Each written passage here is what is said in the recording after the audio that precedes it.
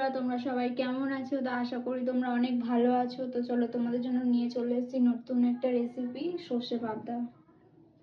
সর্ষে পাবদা করার জন্য আমি এখানে নিয়ে নিয়েছি কাঁচা লঙ্কা কুচি, ধনেপাতা কুচি, টমেটো কুচি আর কালো জিরে।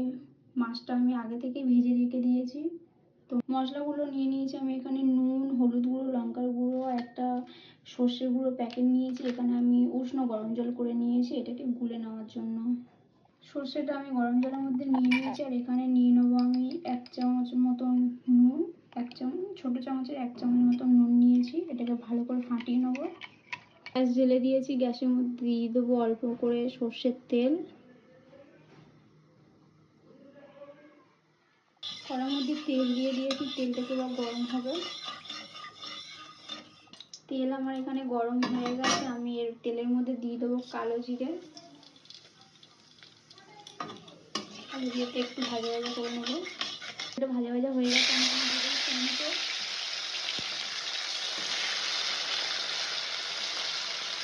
আমি দিয়ে দেবো আমি 1 চামচ মতন নুন। গ্যাসটাকে একদম লো ফ্লেমে রাখবো, না উল্টেতে হালকা নেড়ে ফেড়ে দিয়ে দেবো কাঁচা লঙ্কা কুচি।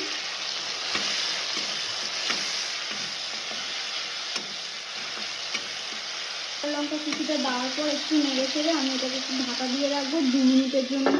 2 মিনিট পর এটাকে খুলে দিলাম, আবার একটু নেড়ে ফেড়ে দেবো। এর মধ্যে দিয়ে দেবো 1 চামচ মতন হলুদ গুঁড়ো, ছোটো চামচ থেকে 1 চামচ হলুদ গুঁড়ো দিয়ে দিয়েছি। আবার একটু নেড়ে ফেড়ে নেবো। এর মধ্যে গরম জলের মধ্যে যে সর্ষে গুঁড়োটা গুলে রেখেছিলাম দিয়ে দেবো।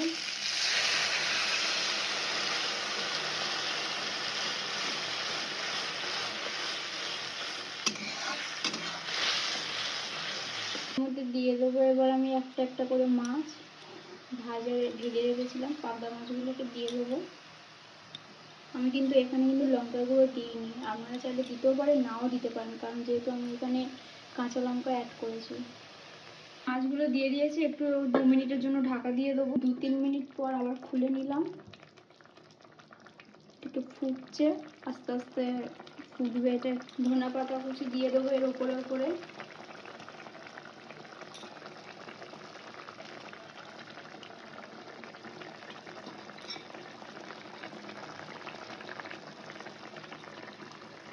আমার এখানে সর্ষে পাবদাটা রেডি হয়ে গেছে, তো আমি এবার গ্যাসটাকে বন্ধ করে দেব।